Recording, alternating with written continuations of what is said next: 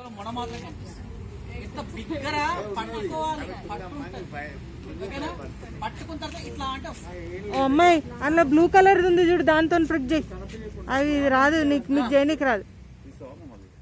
నీ చెప్తాయి ఇక చూడు అమ్మా, ఉంగరం వేలు పట్టుకుంటారు కాబట్టి సపోర్ట్ తీసుకొని వచ్చిందా. ఆ మొదటి చుక్కను, మొదటి డ్రాప్ను కాటన్తో పక్కకి పెట్టేసి తిరిచేది. రెండో డ్రాప్, మూడో డ్రాప్, నాలుగో డ్రాప్ అంటే 3 చుక్కల్ని థిక్ స్మియర్ తీసుకోవాలి.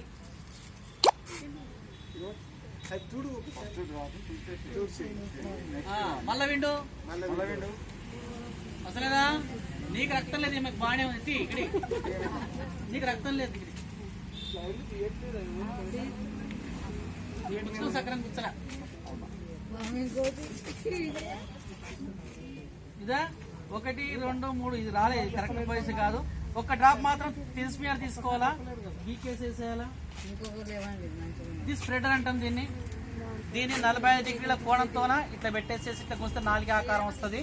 ఆ తర్వాత ఏం చేయాలి, 1, 2, 3 లోపలనే రౌండ్ కి రావాలి. ఇది రాలేదు, దరిద్రంగా స్లైడ్ ఇట్లా వస్తే దీన్ని స్లైడ్ తీయడం అంటారు. ఓకేనా? ఓకే, మీరు అర్థమైనా? దీన్నేమో థిన్ స్మియర్ అంటాం, ఈ రౌండ్ గా తిప్పిన దాన్నేమో థిక్ స్మియర్ అంటాం. ఓకేనా? థిక్ స్మియర్ మంచిగా రావాలి, థిన్ స్మియర్ కూడా మంచిగా రావాలి.